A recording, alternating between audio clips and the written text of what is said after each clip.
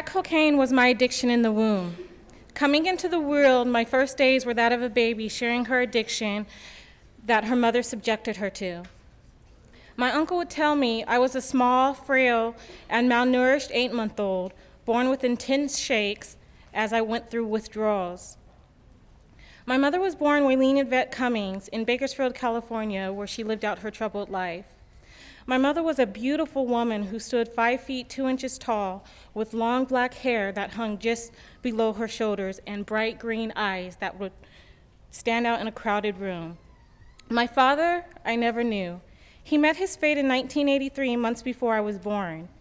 During a traffic stop, strung out on PCP, my father became combative with an officer and was subdued in a chokehold and then placed in back of the officer's patrol car. Upon arriving to the precinct, the officer noticed my father wasn't breathing. Shortly after my father's passing, my mother found out she was expecting me. My siblings and I were raised by our grandma and great aunt Bev. My grandma was civil, loving, and caring. The one who we ran to when we needed something. The one who believed in us. Grandma would always tell my siblings and I love you, my kudas. Bev was like an evil stepmother, tall, thin, soulless.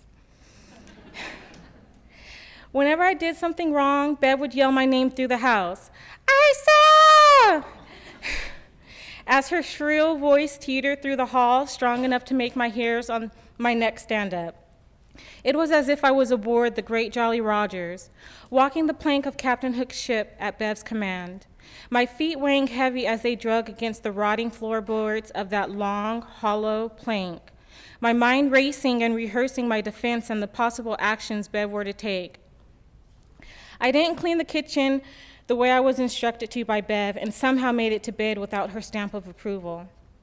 It's 2 a.m. The door to my bedroom comes flying open, hitting the wall. The kitchen's not clean, and I don't know why you're in the bed. The doors to the cupboards aren't wiped down. The shelves are still dirty. The condiments in the fridge aren't wiped down. The fridge wasn't moved, swept, or mopped. I tried to fake as if I were asleep, but she just went on and on and on.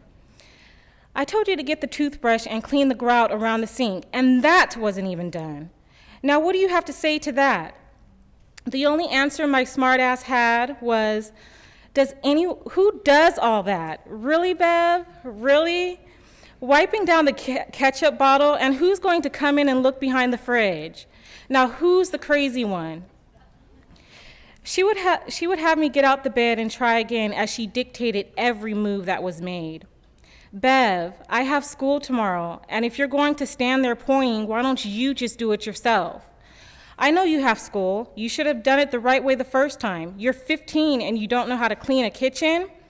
Bev would always execute all her persecutions by saying, your mother did a number on you kids. You guys don't stand a chance. You're going to be just like your parents, addicted, in and out of jail, and I'll be darned if I'm going to be there to pick up the pieces. Our fates through Bev's eyes were already written.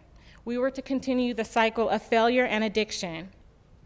I became annoyed with Bev's babbling, that I would escape from my life and all the hurt to which I succumb. I would lock myself in my room and lose myself in my writing, where I could become my own fairy godmother. With one stroke of a pen, all the hurt, pain, and longing to be loved was gone. I could become anyone I chose. I could transform myself into that girl who lived a normal life, with parents who were middle-class, working people with 9-to-5 jobs raised her. I was loved, cherished, appreciated, and most of all, I felt a deep purpose for my life. I would stay in my room for hours writing stories about love, being the only child, having parents, and erasing myself from the world. Once the paper ran out and my hand grew tired of writing, I was drawn back into my harsh reality. One day, my mind drew blank, and I had nothing to write. I found myself bored with no outlet. I don't know how I got the blade. I just remember sitting against my bedroom door. I made the first cut, which wasn't deep, but I knew I was onto something. When I put the blade to my skin for the second time, I closed my eyes and pushed down. The feeling of my skin being divided by the blade was exciting. My heart filled with the weirdest sense of relief as I watched the blood trickle down my arm, carrying away all my problems. It felt good. It was a high, and I was an addict. The rush wouldn't last long before I needed to make another cut. Each one of my cutting sessions would differ. Sometimes it only took a simple light stroke of the blade against my skin to get the job done. I would let my body tell me how far to go and when to stop. It didn't last long, maybe 3 days before Bev caught me and threw my ass in the hospital. When I was 10, I found myself competing for my mother's love. I wanted to be her drug running through her veins, to be our high. I wanted to be the warmth of light projecting from the sun that shined down, showing her the way. I wanted to be the moonlight that watched over as she slept, the stars that she wished upon for forgiveness, love, hope, understanding, and support. Instead, I found myself up against a battle that I'd never win. My mother made no effort to get us back. I grew up on false hopes and broken promises. I was 10 years old, laying on the floor in the hall, finding comfort as the warmth of the heater surrounded me. I sat on the phone with my mother. Issa, I love you, my queen. I'm going to move down to San Diego. You guys will live with me. I'll be down tomorrow and you could go anywhere and get anything you want. My mother said. After getting off the phone, not being able to hold my excitement, I went through the house spreading the good news and wishing the day would end. I laid in bed that night, spending my mother's money in my head, thinking of exotic places we would go, and loving the idea of having a mother I could touch. As the next day came, I took the longest bath, put on my best outfit, made an attempt to do something with my hair. I waited for my mother outside on the porch while my siblings stayed in the house. I sat on the porch watching the day go by and peeling the chipped paint from the side of the house. I heard a soft voice inside. I don't know why she would tell that girl that. Getting her hopes up for nothing, my grandma said. I wondered who and what my grandma was talking about. I sat there confused, waiting for my mother as I kept my eyes on the street and my ears to the house, looking at every car that turned the corner, my heart racing, trying to think of what I was going to say. How was she going to look, to smell? The cars didn't stop. Time passed. The day was coming to an end, and I realized my grandma was referring to my mother. I walked into the house, slamming the door behind me, making it a point not to make eye contact with anyone. I was in disbelief.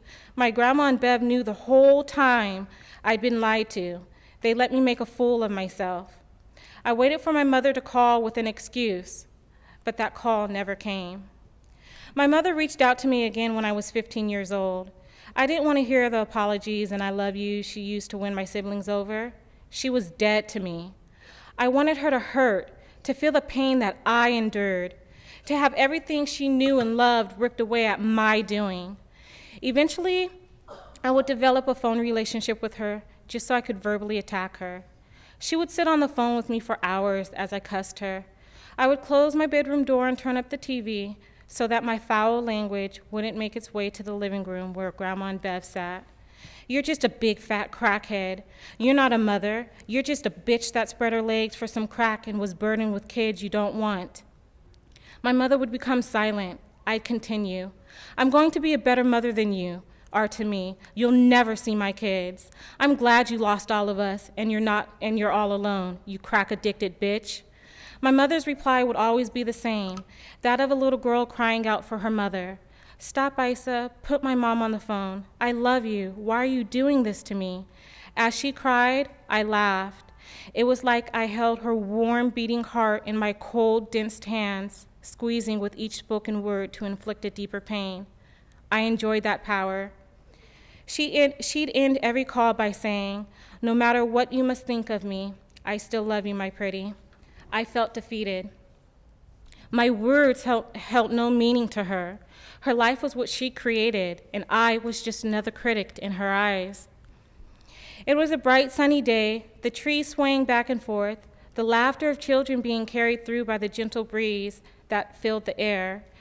I was 21 when my grandmother received the call. It was a doctor in Bakersfield calling to inform us that my mother, 43 years old, suffered a brain aneurysm that left her brain dead and was high on cocaine at the time she was dumped at the entrance of a hospital.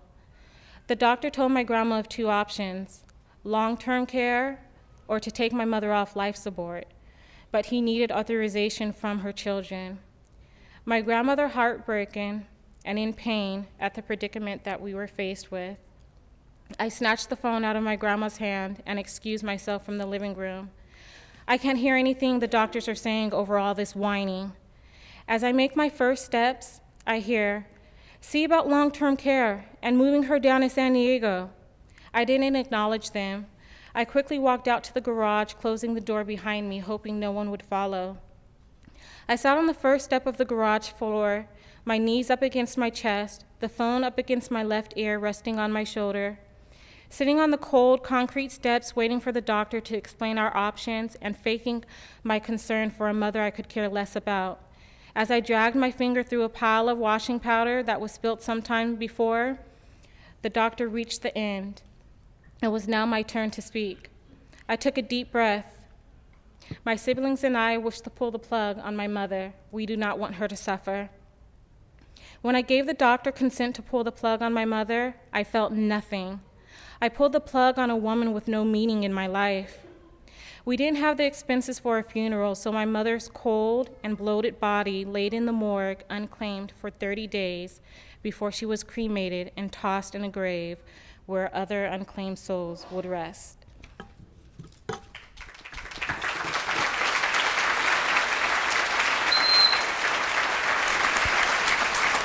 Ladies and gentlemen, that was Issa Cummings.